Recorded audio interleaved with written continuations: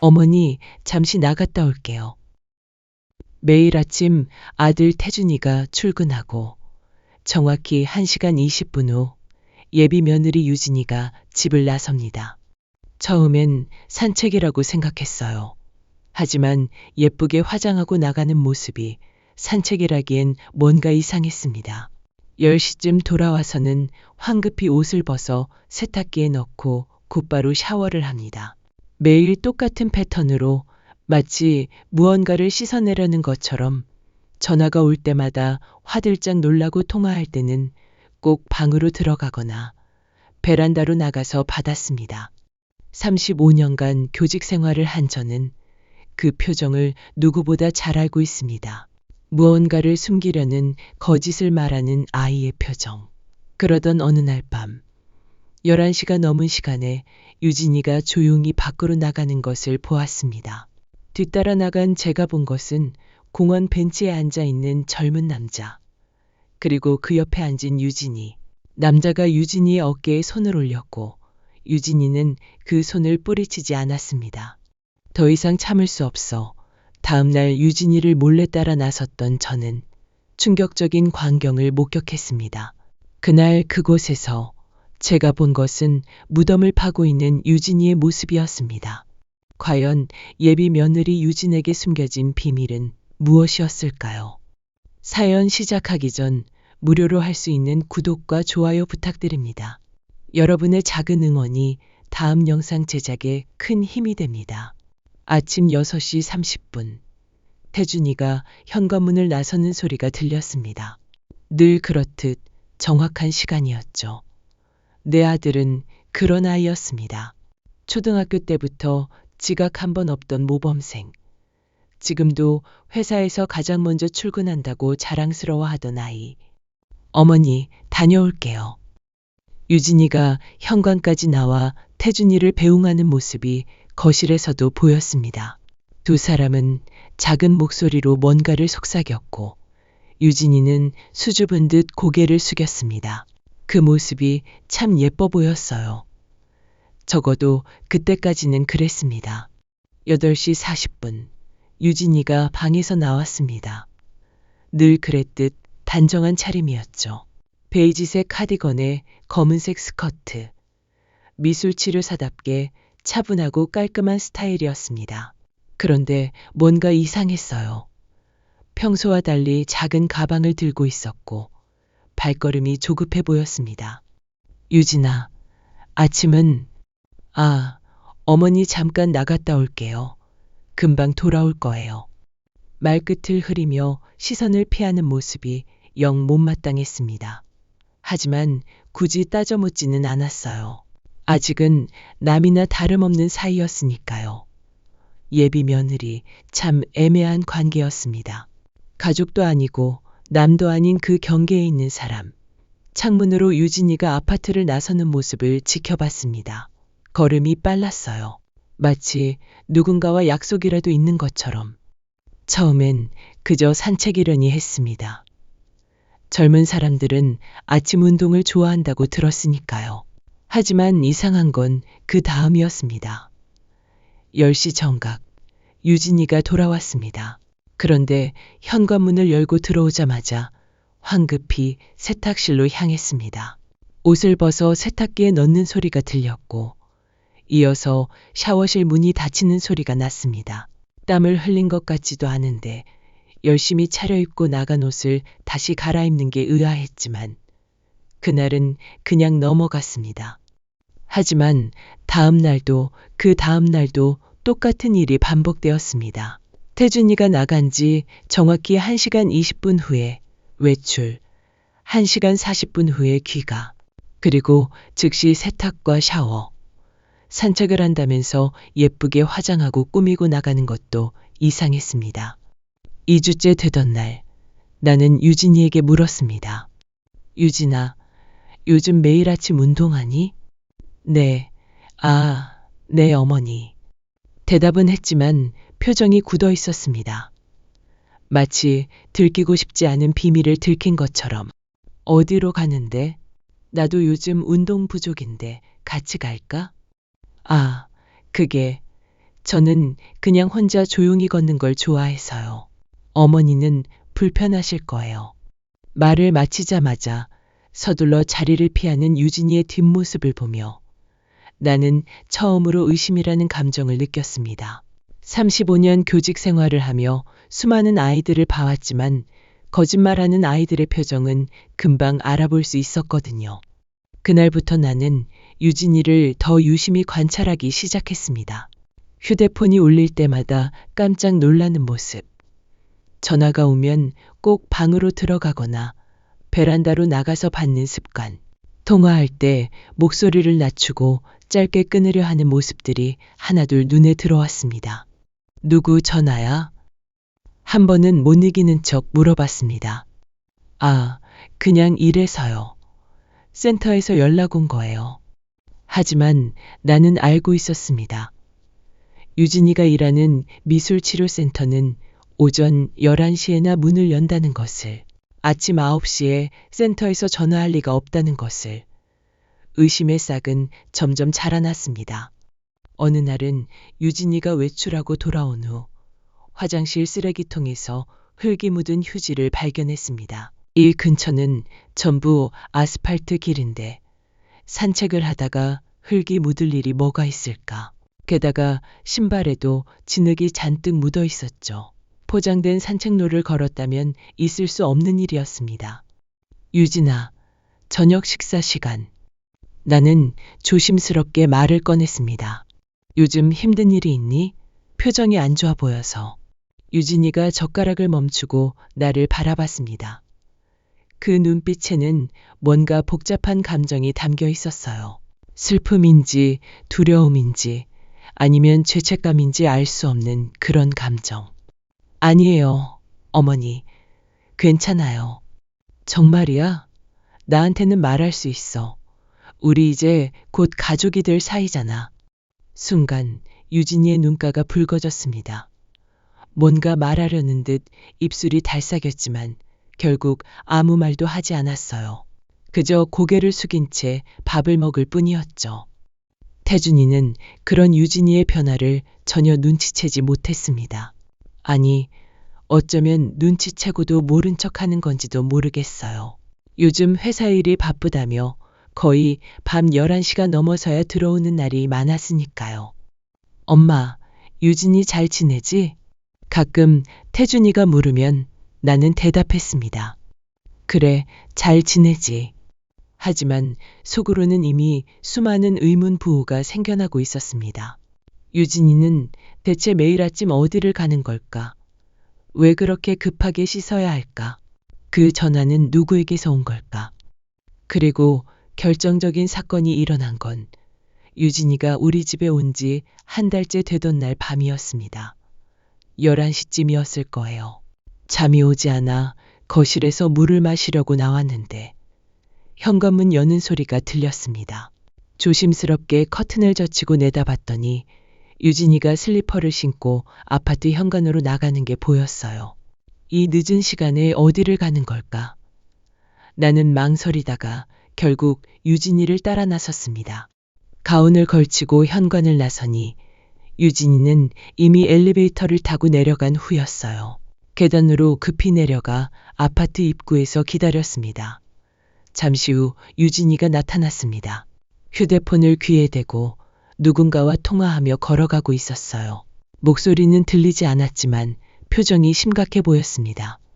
나는 적당한 거리를 두고 유진이를 따라갔습니다. 그녀는 아파트 단지를 벗어나 근처 작은 공원으로 향했어요.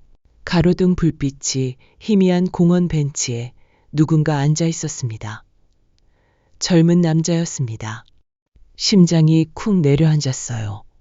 설마 하는 마음으로 조금 더 가까이 다가갔습니다.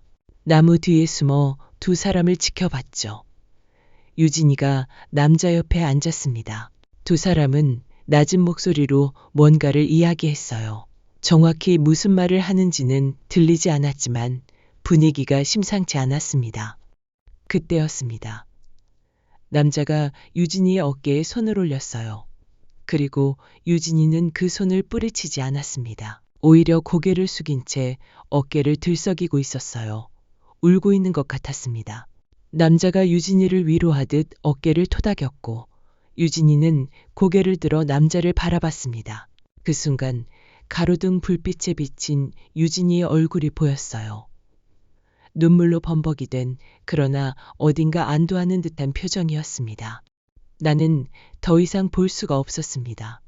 다리가 후들거려 제대로 서 있기도 힘들었어요.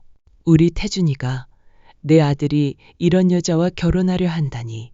겉으로는 조용하고 얌전한 척하면서 다른 남자를 몰래 만나고 있었다니. 집으로 돌아오는 길, 머릿속이 하얗게 변했습니다. 이 사실을 태준이에게 말해야 할까? 아니면 먼저 유진이를 추궁해야 할까? 하지만 확실한 증거도 없이 섣불리 나설 수는 없었습니다. 그저 어깨에 손을 올렸다고 함께 울었다고 해서 불륜이라고 단정 지을 수는 없으니까요. 하지만 이 시간에 남몰래 만난다는 것 자체가 이미 의심스러운 일이었습니다. 그날 밤 나는 한숨도 자지 못했습니다. 유진이가 돌아온 건 밤 12시가 넘어서였어요. 살금살금 현관문을 열고 들어오는 소리가 들렸죠. 평소처럼 곧장 화장실로 가서 세수를 하는 소리, 그리고 방으로 들어가는 소리가 차례로 들렸습니다. 나는 가만히 누워 천장을 바라봤습니다. 내일 아침 유진이는 또 나갈 것입니다. 태준이가 출근하고 정확히 1시간 20분 후에, 그리고 1시간 40분 후에 돌아와서는 옷을 세탁하고 샤워를 하겠죠. 마치 아무 일도 없었다는 듯이.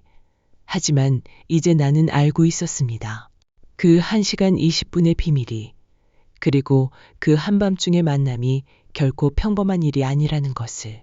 예비 며느리라는 이름으로 내 집에 들어온 유진이. 그녀는 과연 어떤 비밀을 숨기고 있는 걸까요? 그리고 나는 내 아들을 위해 무엇을 해야 하는 걸까요? 창밖으로 희미한 달빛이 들어왔습니다. 마치 진실을 밝혀내라고 재촉하는 것처럼. 사흘이 지났습니다. 사흘 동안 나는 제대로 잠을 이루지 못했어요.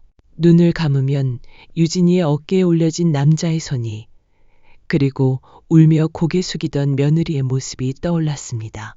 식탁에 마주 앉아도 평온한 표정으로 밥을 먹는 유진이가 낯설게 느껴졌죠. 어머니, 오늘 김치가 정말 맛있어요. 아무렇지 않게 웃으며 말하는 유진이, 그 미소가 가면처럼 보였습니다. 더 이상 참을 수 없었어요. 무엇이든 확인해야 했습니다. 그녀가 매일 아침 가는 곳이 어디인지, 왜 그렇게 서둘러 씻어야 하는지, 그리고 그 남자는 누구인지. 그래서 결심했습니다. 오늘은 끝까지 따라가 보기로. 아침 7시 옷장 앞에 서서 옷을 골랐습니다. 너무 튀지 않으면서도 얼굴을 가릴 수 있는 차림이 필요했어요. 검은색 바람막이에 큰 선글라스, 그리고 작년에 산 베이지색 모자. 거울을 보니 영락없는 수상한 사람이었지만 달리 방법이 없었습니다. 핸드백에는 휴대폰과 지갑, 그리고 혹시 모를 상황에 대비해 손수건 몇 장을 넣었어요. 마치 첩보 영화의 주인공이 된 것 같은 기분이었지만 웃음은 나오지 않았습니다. 내가 지금 무엇을 하려는 건지 스스로도 서글펐으니까요. 아침 6시 30분, 태준이가 출근했습니다. 8시 40분, 예상대로 유진이가 움직이기 시작했어요. 어머니, 다녀올게요. 그래. 일부러 무뚝뚝하게 대답했습니다. 혹시라도 내 계획을 눈치챌까 봐서였죠. 유진이가 현관문을 나서고 엘리베이터 소리가 들리자 나도 서둘러 준비한 옷을 입고 나섰습니다. 아파트 입구에서 유진이의 모습을 발견했어요. 평소와 같은 베이지색 카디건이었지만 오늘은 작은 백팩을 메고 있었습니다. 그 안에 뭐가 들었을까? 혹시 그 남자에게 줄 선물이라도 있는 걸까? 유진이는 아파트 정류장으로 향했습니다. 나는 충분한 거리를 두고 따라갔어요. 다행히 출근 시간이라 사람들이 많아서 눈에 띄지 않았습니다. 잠시 후 버스가 도착했고 유진이가 올라탔습니다. 201번 버스. 시외로 나가는 노선이었어요. 순간 당황했습니다. 설마 이렇게 먼 곳까지 가는 건가? 하지만 이미 시작한 일이었습니다. 나도 재빨리 버스에 올랐어요. 버스 안은 붐볐습니다. 유진이는 중간쯤 자리에 앉았고 나는 맨 뒤에 자리를 잡았죠. 모자를 깊이 눌러쓰고 창밖을 보는 척했지만 시선은 계속 유진이에게 고정되어 있었습니다. 도심을 벗어나자 차창 밖 풍경이 달라지기 시작했어요. 높은 건물들이 사라지고 낮은 주택가가 나타났습니다. 그리고 점점 논밭이 보이기 시작했죠. 유진이는 창밖을 멍하니 바라보고 있었습니다. 그 옆모습이 왠지 쓸쓸해 보였어요. 저 표정은 뭐지? 죄책감일까? 아니면 그리움일까? 20분쯤 지났을까요? 유진이가 자리에서 일어났습니다. 하차벨을 누르는 손이 보였어요.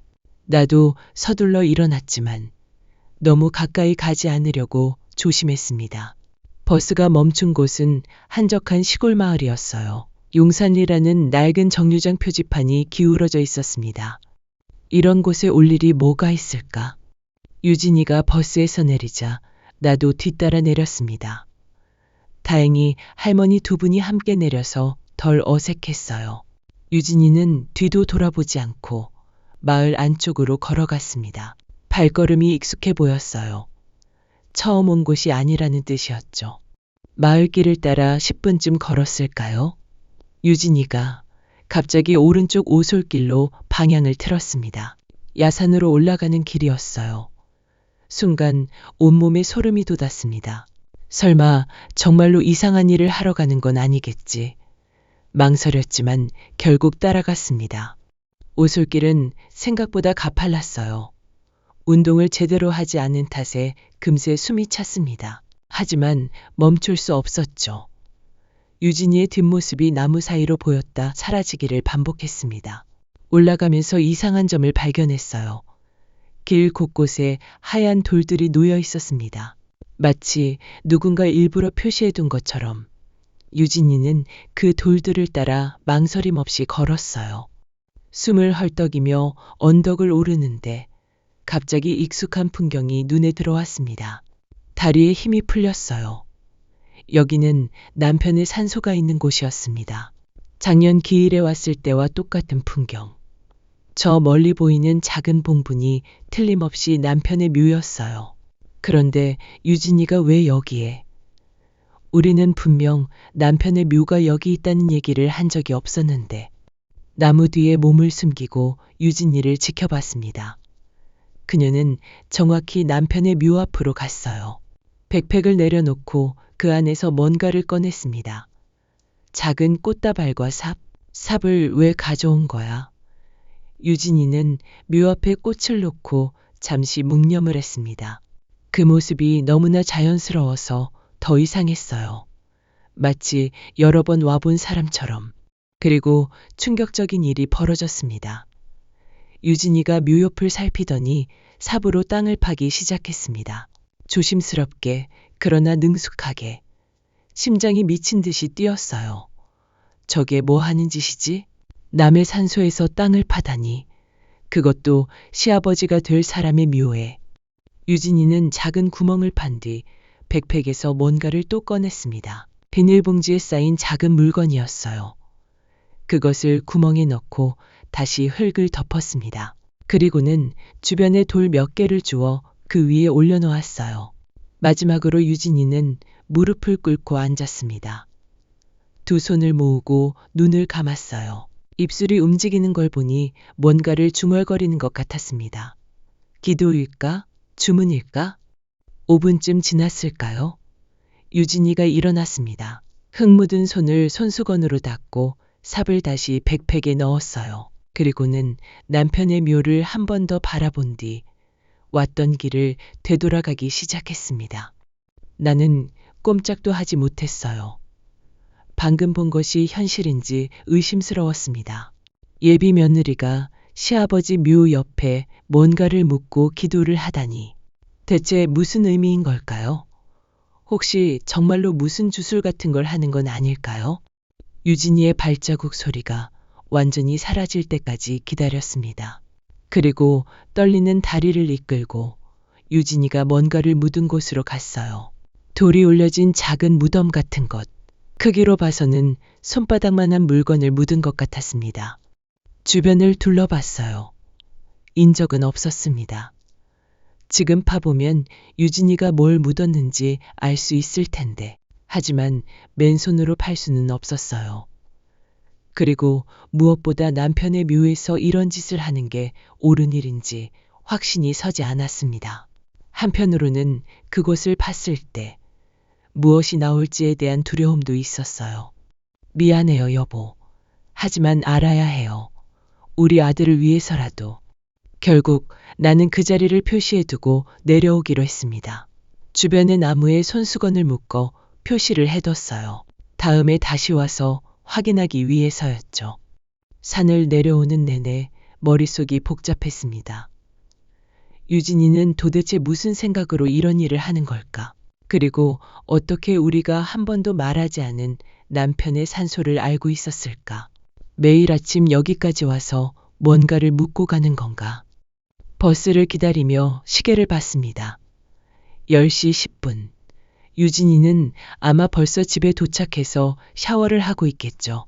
아무 일도 없었다는 듯이 버스가 왔고 나는 무거운 마음으로 올라탔습니다.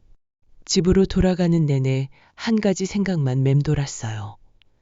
내일 다시 와야 합니다. 이번엔 삽을 가지고 유진이가 묻은 것이 무엇인지 확인해야 했어요. 그것이 무엇이든 우리 가족의 평화를 위협하는 것이라면 막아야 했습니다. 창밖으로 스쳐 지나가는 풍경이 흐릿하게 보였어요. 마치 내 마음처럼 모든 것이 불확실하고 흐릿했습니다. 하지만 한 가지는 확실했습니다. 유진이는 무언가를 숨기고 있었고 그것은 결코 평범한 비밀이 아니라는 것. 그리고 나는 그 비밀을 밝혀낼 것이라는 것. 집에 도착했을 때는 12시가 넘어 있었어요. 현관문을 열자 유진이가 거실에서 차를 마시고 있었습니다. 깨끗하게 씻고 단정한 옷으로 갈아입은 모습이었죠. 어머니, 어디 다녀오세요? 아무렇지 않게 묻는 유진이. 나는 애써 평온한 표정을 지으며 대답했습니다. 응, 친구 좀 만나고 왔어. 거짓말이 익숙하지 않은 탓에 목소리가 떨렸지만 유진이는 눈치채지 못한 것 같았어요. 아니, 어쩌면 자기 비밀에 빠져 있어서 신경 쓸 여유가 없었는지도 모르겠습니다. 방으로 들어와 옷을 갈아입으며 결심했습니다. 내일은 꼭 가야 해요. 그리고 땅을 파봐야 합니다. 유진이가 묻은 것이 무엇인지, 왜 그런 이상한 일을 하는지 알아내야 했어요. 서랍에서 작은 모종삽을 꺼내 가방에 넣었습니다.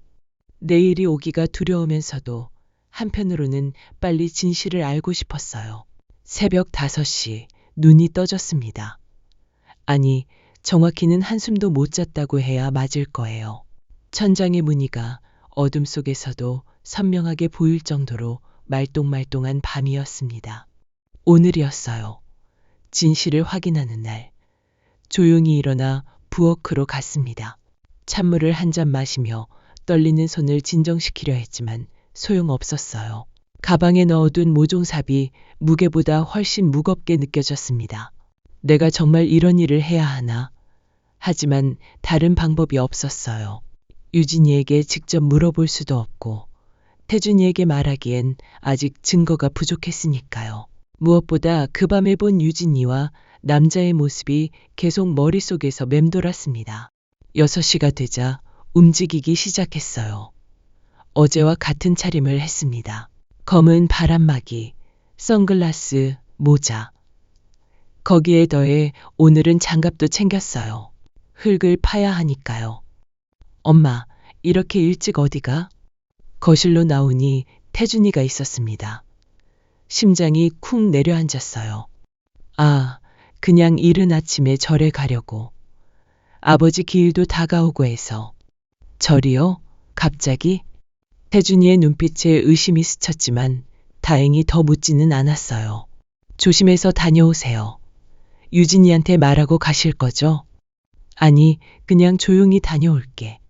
집을 나서며 뒤돌아봤습니다. 태준이가 창문 너머로 나를 바라보고 있었어요. 그 시선이 왠지 불편했습니다. 혹시 뭔가 눈치챈 걸까? 첫 버스를 타고 용산리로 향했습니다. 이른 시간이라 버스 안은 한산했어요. 창밖으로 스쳐 지나가는 풍경도 어제와는 달라 보였습니다. 더 우울하고 더 불길하게. 내가 발견하게 될 것이 무엇일까? 상상만으로도 손에 땀이 났어요. 용산리에 도착했을 때는 7시 반이었어요. 아직 이슬이 마르지 않은 오솔길을 올랐습니다. 어제 표시해둔 손수건이 나무에 매달려 있었어요. 축축하게 젖어 있었지만 그 덕분에 길을 찾기는 쉬웠습니다. 산소에 도착하자 먼저 주변을 살폈어요. 인적은 없었습니다. 이른 아침이라 산새 소리만 간간히 들릴 뿐이었죠. 남편의 묘 앞에 섰습니다. 여보, 미안해요. 작은 목소리로 사과했어요. 무덤 옆에서 이런 일을 하게 되다니. 하지만 이해해 줄 거라 믿었습니다. 남편도 살아있었다면 아들을 위해 이렇게 했을 테니까요. 유진이가 뭔가를 묻은 곳으로 갔습니다. 돌들이 어제 그대로 놓여 있었어요. 작은 무덤처럼 보이는 그곳. 장갑을 끼고 모종삽을 꺼냈습니다. 손이 떨려서 삽을 제대로 잡기도 힘들었어요. 심호흡을 하고 돌들을 하나씩 치웠습니다. 그리고 땅을 파기 시작했습니다. 삽이 흙을 파고들 때마다 심장이 요동쳤어요. 뭔가 무서운 것이 나올 것 같은 예감에 등골이 서늘했습니다. 얼마나 팠을까요? 8cm쯤 들어갔을 때 삽 끝에 뭔가 걸렸습니다. 비닐봉지였어요. 떨리는 손으로 봉지를 꺼냈습니다. 검은색 비닐에 단단히 쌓여 있었어요. 조심스럽게 비닐을 벗기자 그 안에서 또 다른 봉투가 나왔습니다. 하얀 봉투. 누군가 정성스럽게 포장한 흔적이 역력했어요. 봉투를 열었습니다. 그리고 나도 모르게 신음이 새어나왔어요. 초음파 사진이었습니다. 작고 흐릿한 흑백 사진. 하지만 그 안에 찍힌 것이 무엇인지는 한눈에 알 수 있었어요. 태아. 아직 형체가 완전하지 않은, 그러나 분명히 생명인 그것. 손이 덜덜 떨렸습니다. 사진 뒤에는 날짜가 적혀 있었어요. 작년 가을. 그리고 13주라는 글씨가 보였습니다. 봉투 안을 더 뒤졌어요. 그러자 천조각이 나왔습니다. 하얀 베네 저고리. 아니, 정확히는 베네 저고리의 일부였어요. 마치 누군가 소중히 간직하다가 작게 잘라낸 것처럼. 천을 만지자 부드러운 감촉이 느껴졌습니다. 누군가 정성스럽게 골랐을 그 옷. 이게 대체. 머릿속이 하얘졌어요. 유진이가 묻은 것은 아기의 흔적이었습니다. 하지만 누구의 아기일까요? 설마. 그때 갑자기 그날 밤의 기억이 떠올랐어요. 유진이와 함께 있던 남자. 어깨에 손을 올리고 위로하듯 토닥이던 그 손길. 유진이가 흘리던 눈물. 설마 그 남자와의 사이에서. 온몸에 소름이 돋았습니다. 모든 퍼즐이 맞춰지는 것 같았어요. 유진이가 다른 남자의 아이를 가졌다가 지운 것. 그리고 그 흔적을 남편의 묘에 묻고 매일 찾아와 기도하는 것. 죄책감 때문일까? 아니면 그리움 때문일까? 그렇다면 태준이는 이 사실을 알고 있을까요? 아니, 알 리가 없었어요. 알았다면 결혼을 추진할 리가 없으니까. 우리 아들이 다른 남자의 여자를, 그것도 아이 지운 여자를 며느리로 맞을 리가 없었습니다. 주저앉고 싶었어요. 내가 발견하고 싶지 않았던 진실. 하지만 어쩌면 처음부터 예감하고 있었는지도 모릅니다. 유진이의 그 슬픈 눈빛, 감추려 하는 비밀스러운 행동들이 모두 이것 때문이었구나. 초음파 사진을 다시 봤습니다. 작은 생명. 세상의 빛을 보지 못한 그 아이. 누군가에게는 감추고 싶은 과거이지만 또 누군가에게는 잊을 수 없는 상처였을 그것. 하지만 왜 하필 여기에? 우리 남편의 묘에 묻은 이유가 뭘까요? 혹시 태준이와의 결혼을 앞두고 과거를 정리하려는 의미일까요? 아니면 다른 의도가 있는 걸까요? 봉투에 사진과 천조각을 다시 넣었습니다. 그리고 잠시 고민했어요. 이것을 가져가야 할까? 아니면 다시 묻어둬야 할까? 결국 가져가기로 했습니다. 증거가 필요했으니까요. 하지만 그냥 가져갈 수는 없었어요. 유진이가 눈치챌 수도 있으니까. 그래서 봉투에서 사진만 빼고 나머지는 다시 봉지에 싸서 묻었습니다. 돌도 원래대로 올려놓았어요. 일어서려는데 다리에 힘이 없었습니다. 나무에 기대어 한참을 서 있었어요. 내가 발견한 것이 무엇을 의미하는지, 앞으로 어떻게 해야 할지 생각하느라. 태준이에게 말해야 하나? 아니면 먼저 유진이를 추궁해야 하나? 답이 나오지 않았습니다. 하산하는 길은 올라올 때보다 더 힘들었어요. 마음이 무거워서인지 발걸음이 자꾸 꼬였습니다. 초음파 사진을 넣은 가방이 천근처럼 무겁게 느껴졌어요. 버스를 기다리며 휴대폰을 봤습니다. 태준이에게서 문자가 와 있었어요. 엄마, 절에는 잘 다녀오셨어요? 유진이가 엄마 걱정하던데. 유진이가 나를 걱정한다고요? 웃음이 나올 뻔했습니다. 자기 비밀이 들킬까봐 불안한 거겠지? 아니면 정말로 아무것도 모르는 채 순수하게 걱정하는 걸까? 집으로 돌아오는 내내 유진이를 어떻게 대해야 할지 고민했습니다. 모른 척 해야 할까요? 아니면 단도직입적으로 물어봐야 할까요? 하지만 뭐라고 물어본단 말입니까? 너 다른 남자아이 가졌다가 지웠지라고요? 목요일 저녁 7시. 태준이는 늦는다고 연락이 왔고 집에는 나와 유진이만 있었어요. 완벽한 타이밍이었습니다. 더 이상 미룰 수 없었어요. 이 고통스러운 진실의 무게를 혼자 짊어지고 있을 수가 없었습니다. 유진아. 거실에서 차를 마시던 유진이가 고개를 들었어요. 네, 어머니. 할 얘기가 있어. 잠깐 앉아봐. 내 목소리가 평소와 달랐는지 유진이의 표정이 미묘하게 변했습니다. 차잔을 내려놓고 조심스럽게 내 앞에 앉았어요. 두 손을 가지런히 모으고 있는 모습이 참 얌전해 보였죠. 하지만 그 모든 게 거짓이었습니다. 나는 천천히 일어나 방으로 갔어요.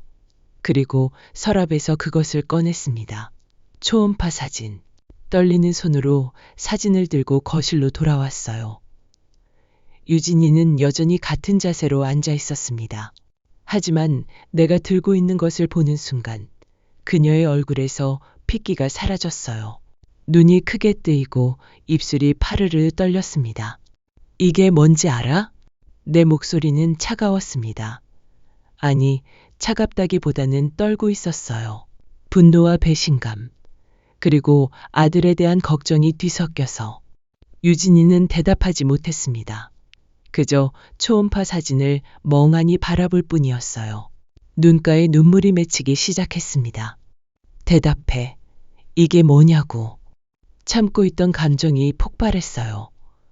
내가 이렇게 소리를 지른 건 정말 오랜만이었습니다.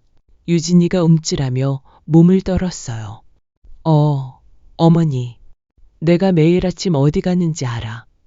우리 남편 산소에 가서 뭔가를 묻고 있었지.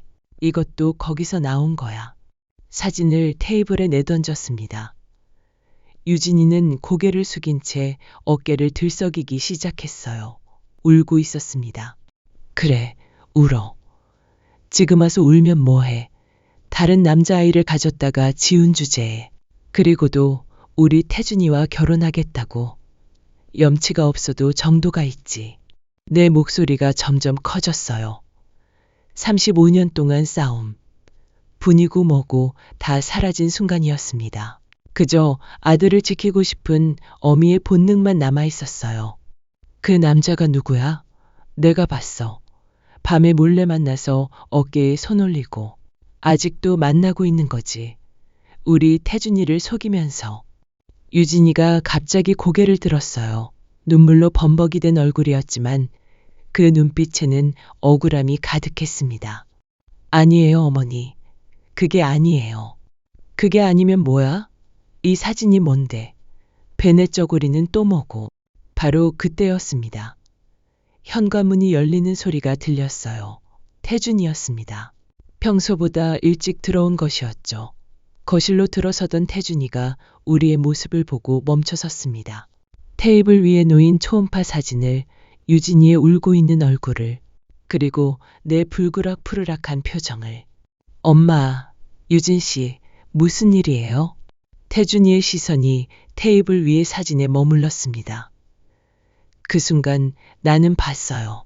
태준이의 얼굴이 하얗게 변하는 것을, 마치 귀신을 본 것처럼. 태준 씨, 유진이가 애처로운 목소리로 태준이를 불렀어요. 그 목소리에는 간절함이 묻어 있었습니다. 뭔가를 설명해달라는, 구해달라는 듯한. 태준이가 천천히 가방을 내려놓았습니다. 그리고 깊은 한숨을 내쉬었어요. 그 한숨 소리가 이상하게 무겁게 들렸습니다. 엄마. 태준이가 나를 바라봤어요. 그 눈빛이 평소에 자신만만한 내 아들의 눈빛이 아니었습니다. 죄책감과 후회, 그리고 슬픔이 가득한 눈이었어요. 사실을 말씀드려야 할 것 같네요. 사실? 작년 가을, 유진 씨와 저 사이에 아이가 생겼었어요.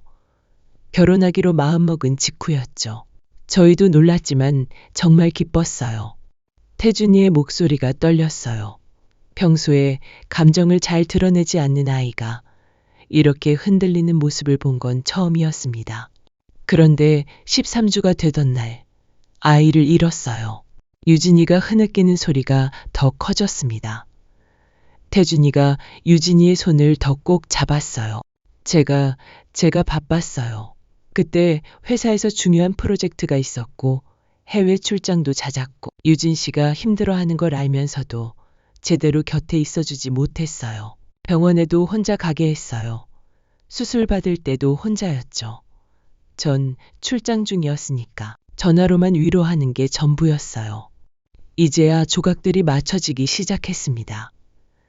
하지만 아직도 이해되지 않는 부분이 있었어요.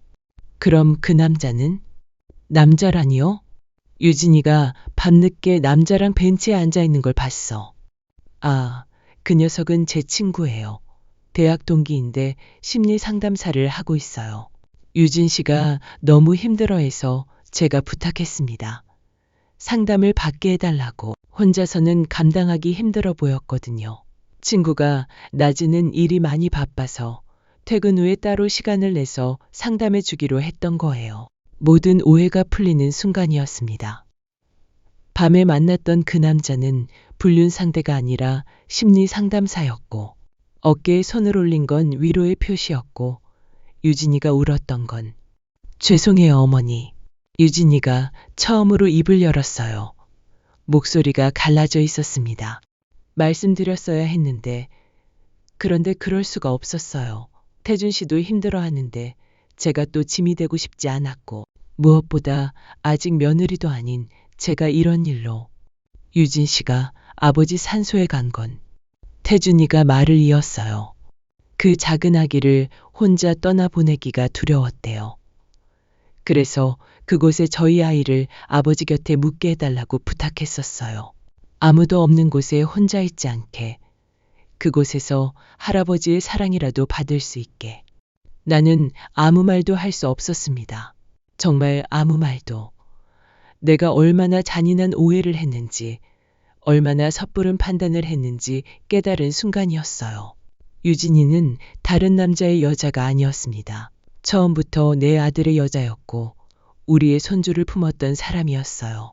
그리고 그 아이를 잃고 얼마나 아팠을까. 혼자서 얼마나 울었을까. 매일 아침 그 차가운 산길을 올라가며 얼마나 외로웠을까. 미안하다. 내 입에서 나온 말이었습니다. 정말 미안하구나.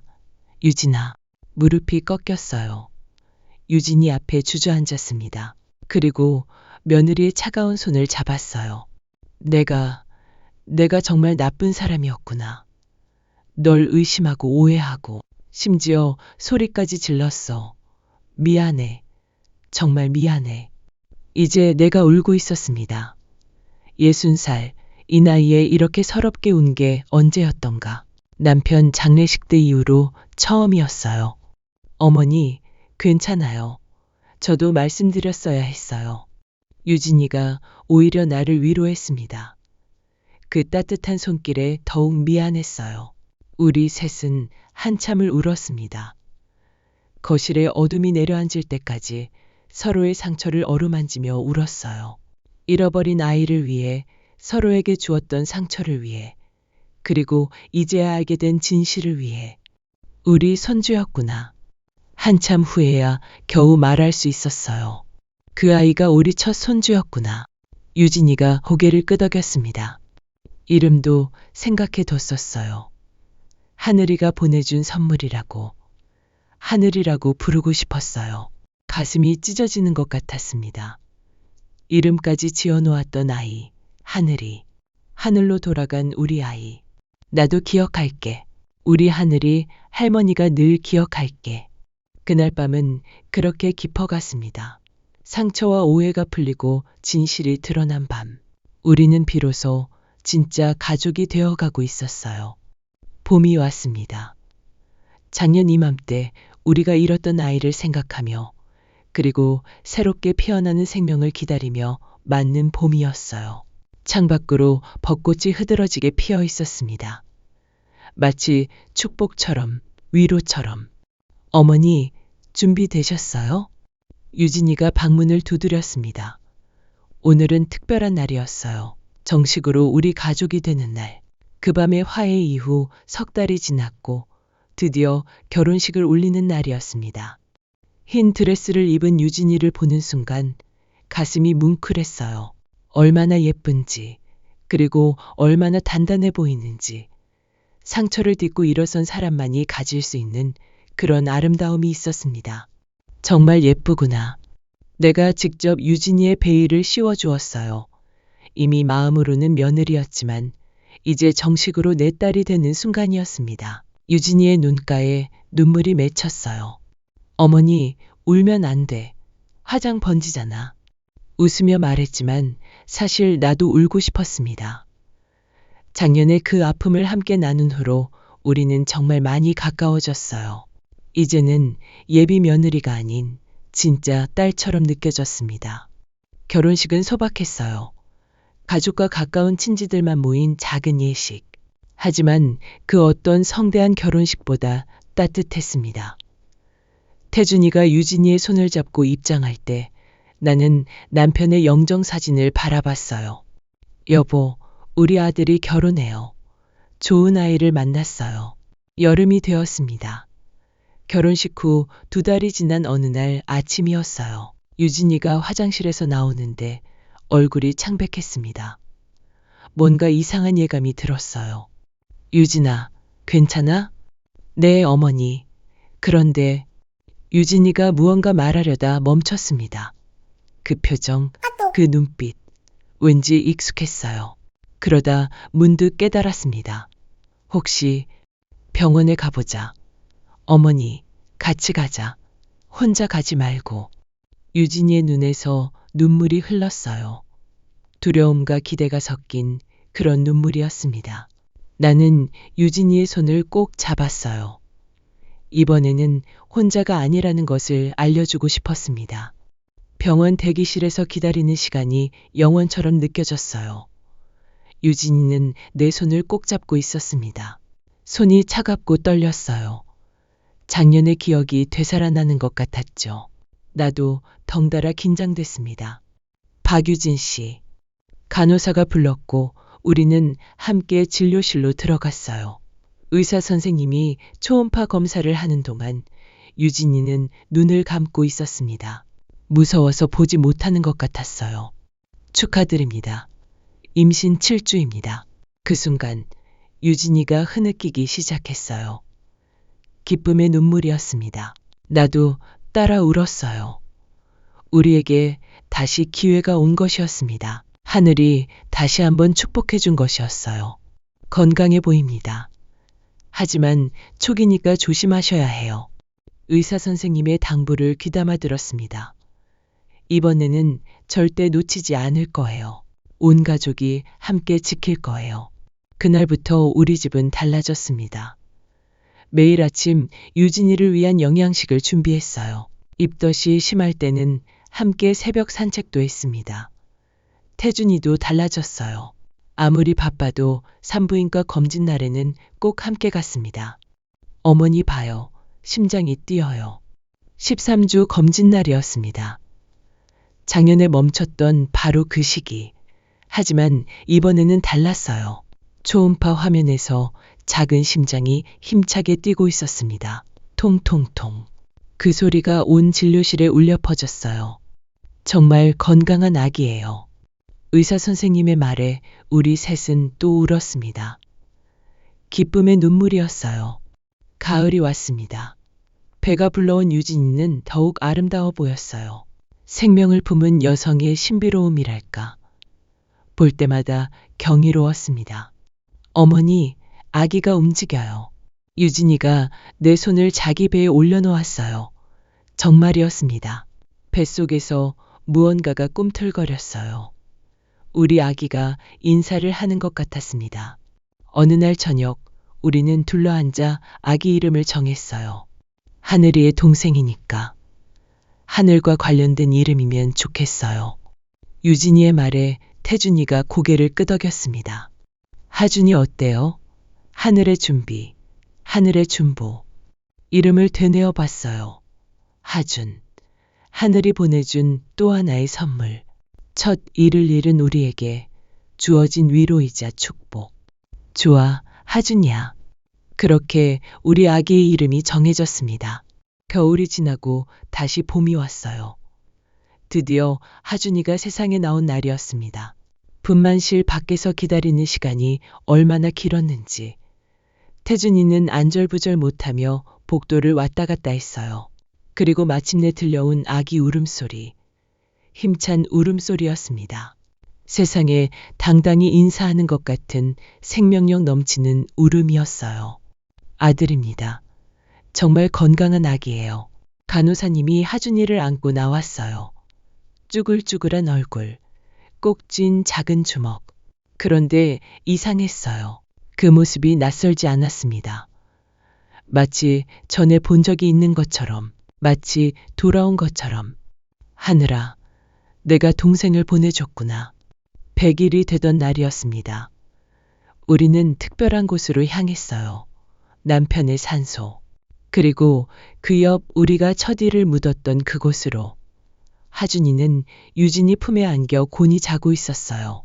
100일 사진을 찍느라 피곤했나 봅니다. 통통한 볼이 발그레했어요. 묘 앞에 섰습니다. 여보, 우리 왔어요. 손자 데리고 왔어요. 남편 묘비에 손을 얹으며 말했어요. 따뜻한 봄볕이 묘비를 감싸고 있었습니다. 유진이가 묘 옆 작은 돌무더기 앞에 무릎을 꿇었어요. 그리고 작은 꽃다발과 장난감을 놓았습니다. 바람이 불었어요. 따뜻한 봄바람이 우리를 감싸 안았습니다. 마치 하늘이가 대답하는 것처럼, 우리를 축복하는 것처럼. 하준이가 갑자기 웃었어요. 자고 있던 아기가 갑자기 방긋 웃은 것이었습니다. 꿈속에서 누군가를 만난 것일까요? 형아를 만난 것일까요? 어머니, 봤어요? 하준이가 웃었어요. 유진이가 환하게 웃었습니다. 눈물 섞인 웃음이었지만 그 어느 때보다 행복해 보였어요. 우리는 한참을 그곳에 있었습니다. 두 아이와 함께, 하늘로 간 아이와 품에 안은 아이와 함께, 그리고 하늘에서 지켜보고 있을 남편과 함께. 해가 기울 무렵에야 산을 내려왔어요. 어머니, 차에 타려는데 유진이가 불렀습니다. 감사해요. 정말 감사해요. 뭘 그런 걸 가지고. 그때 어머니가 이해해주지 않았다면 전 지금의 이 행복을 누리지 못했을 거예요. 유진이의 눈에 또 눈물이 고였어요. 정말 눈물이 많은 아이였습니다. 하지만 이제는 알아요. 그 눈물이 얼마나 맑고 순수한 것인지. 우리가 가족이잖아. 유진이를 안아주었어요. 처음부터 가족이었어. 단지 우리가 조금 늦게 알았을 뿐이야. 집으로 돌아오는 길. 백미러로 하준이를 봤습니다. 카시트에 앉아 새근새근 자고 있는 우리 손자. 기적처럼 찾아온 이 아이. 하늘이 선물한 이 아이. 그리고 생각했어요. 모든 생명은 기억됩니다. 비록 만나지 못했어도 잠시뿐이었어도 누군가의 가슴 속에 영원히 남아있다는 것을. 우리의 첫 손주 하늘이도 그렇게 영원히 우리와 함께 할 거예요. 창밖으로 노을이 아름답게 물들고 있었습니다. 새로운 시작을 축복하듯이, 우리 가족의 이야기가 계속될 것임을 약속하듯이, 하준이의 작은 숨소리가 차 안에 평화롭게 울려 퍼졌습니다. 우리는 종종 눈에 보이는 것만으로 상대방을 판단하고 오해합니다. 하지만 진정한 가족이 되기 위해서는 열린 마음으로 대화하는 것이 필요해요. 기쁨을 나누듯이 슬픔도 나누어야 합니다. 우리 모두에게는 힘든 시간을 함께 견뎌줄 사람이 필요하니까요. 우리 모두의 삶에도 오해와 갈등이 있을 수 있습니다. 하지만 서로를 이해하려는 마음, 먼저 손 내미는 용기, 그리고 진심 어린 소통이 있다면 어떤 상처도 치유될 수 있다는 것을 이 이야기는 보여줍니다. 여러분의 소중한 사람들과도 더 많은 대화를 나누고 더 깊이 이해하려 노력해 보세요. 그 속에서 진정한 행복을 찾을 수 있을 것입니다. 오늘도 시청해 주셔서 감사합니다. 구독과 좋아요는 더 좋은 이야기를 전해드리는 힘이 됩니다. 다음 이야기에서도 여러분과 함께 하겠습니다.